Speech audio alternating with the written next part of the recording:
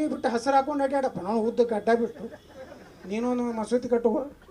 ಮೊನ್ನೆ ಒಬ್ರು ಸ್ವಾಮಿಗೆ ಹೇಳಿದೆ, ಏನ್ರಿ ಗುರುಗಳ ನೀವು ಏನೋ ಮಸೂತಿ ಉದ್ಘಾಟನೆಗೆ ಹೋಗಿದ್ರಿ ಅಂತಂದು. ಹೌದ್ರಿ, ನಾವೆಲ್ಲ ಜಾತೆ ತೀತ್ರಲ್ರಿ ಅಂದ್ರೆ ನಾಳೆ ನಿಮ್ಮದು ಮಠ ಬಾರಿಸ್ತಾರೆ ಬರೀ. ಇವಕ್ಕೆ ಬುದ್ಧಿನೇ ಇಲ್ಲ. ಒಂದು ಮಸೂತಿ ಕಟ್ಟಿದ್ರೆ 1,000 ಹಿಂದೂಗಳನ್ನ ಕೊಂದಂಗೆ ನೀವು.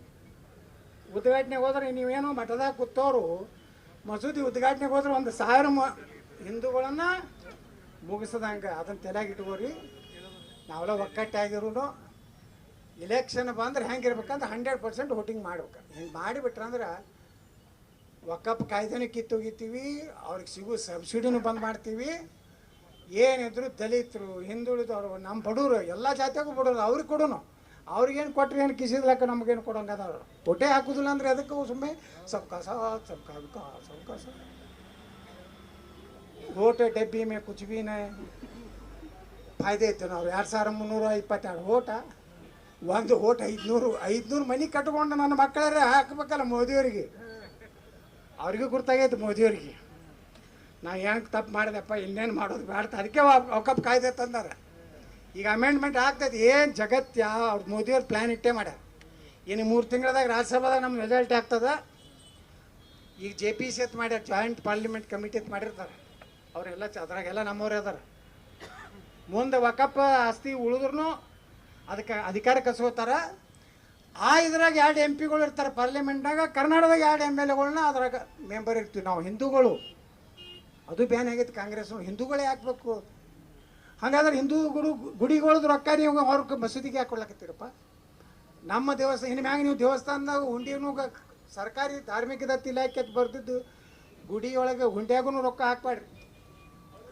ನೀವು 150 ರೂಪಾಯಿ ಏನಾರ ಅಲ್ಲಿ ಇದ್ದಂಥ ಆಚಾರ್ಯ ಅಲ್ಲೇನೋ ಸ್ವಾಮಿಗಳೇನು ಇರ್ತಾರಲ್ಲ ಅವ್ರಿಗೆ ಕೊಡ್ರಿ, ಪಾಪ ಅವ್ರ ಮನೆ ನಡೀಲಿ. ಈ ಸರ್ಕಾರಕ್ಕೆ ರೊಕ್ಕ ಕೊಡ್ರಿ. ನಿಮ್ಮ ರೊಕ್ಕ ಒಯ್ದು ಸಾಬ್ರಿಗೆ ಕೊಡ್ತಾರೆ. ರೊಕ್ಕ ಬೋಲ್ಡಿಗೆ ಕಂಪೌಂಡ್ ಕಟ್ಲಾಕ 100 ಕೋಟಿ ರೂಪಾಯಿ ಕೊಟ್ಟ ನಮ್ಮ ಸಿದ್ದರಾಮಯ್ಯ. ಅದಕ್ಕೆ ಇದನ್ನೆಲ್ಲ ಜಾಗೃತಿ ಮಾಡಿಕೊಂಡು ಸುಭಾಷ್ ಚಂದ್ರ ಬೋಸ್ ಜಯಂತಿ ಇವತ್ತು ನಾವು ಯಾರನ್ನ ಅನ್ಗಿಸ್ಬೇಕಪ್ಪ ಅಂದ್ರೆ ಕ್ರಾಂತಿ ವೀರ ಸಂಗೊಳ್ಳಿ ರಾಯಣ್ಣ ಹುಟ್ಟಿದ ದಿನ ಇವತ್ತು. ಕ್ರಾಂತಿಕಾರಿ ಸಂಗೊಳ್ಳಿ ರಾಯಣ್ಣ ಹುಟ್ಟಿದಂಥ ಪುಣ್ಯ ದಿವಸ ಇವತ್ತು. ಅಕ್ಟೋಬರ್ ಬರೇ ಗಾಂಧಿ ಅಟ್ಟೆ ಹುಟ್ಟಲಿಲ್ಲ, ಲಾಲ್ ಬಹದ್ದೂರ್ ಶಾಸ್ತ್ರಿ ಹುಟ್ಟಿದಂಥದ್ದು. ಲಾಲ್ ಬಹದ್ದೂರ್ ಶಾಸ್ತ್ರಿ ಫೋಟೋನು ಗಾಂಧಿಗಿಂತ ದೊಡ್ಡದು ಮಾಡಿ ಇಟ್ಟು ಪೂಜೆ ಮಾಡ್ರಿ. ಆಗಸ್ಟ್ 15 ಬಂದ್ರೆ ಸಂಗೊಳ್ಳಿ ರಾಯಣ್ಣನ ನೆನೆಸ್ಕೋರಿ. ಜನವರಿ 26 ಬಂದ್ರೆ ಸಂಗೊಳ್ಳಿ ರಾಯಣ್ಣನ ಗಲ್ಲಿಗೇರಿಸಿದ ದಿನ, ಹುತಾತ್ಮ ದಿನ ಅಂತೇಳಿ ನೀವೆಲ್ಲರೂ ಪೂಜೆ ಮಾಡ್ರಿ. ಸಂಗೊಳ್ಳಿ ರಾಯಣ್ಣ ಇಡೀ ವೀರಾಣಿ ಚೆನ್ನಮ್ಮ ಜೊತೆಗೆ ಸ್ವಾತಂತ್ರ್ಯಕ್ಕೆ ಹೋರಾಟ ಮಾಡೋದಂಥ ಪುಣ್ಯಾತ್ಮ. ಅದಕ್ಕೆ ನಾನು ಹೇಳ್ತಾ ಇದ್ದೀನಿ, ಇನ್ನು ಎಲ್ಲೇ ಕಾರ್ಯಕ್ರಮ ಇವತ್ತು ಸುಭಾಷ್ ಚಂದ್ರ ಬೋಸ್ ಜನ್ಮ ದಿವಸ ಬಂದ್ರೆ ಈಗಂತೂ ಇಲ್ಲಿ ಕಮಿಟಿಯವರು ಇದ್ದೀರಿ. ಈಗ ನಮ್ಮ BJP ಕಾರ್ಯಕ್ರಮ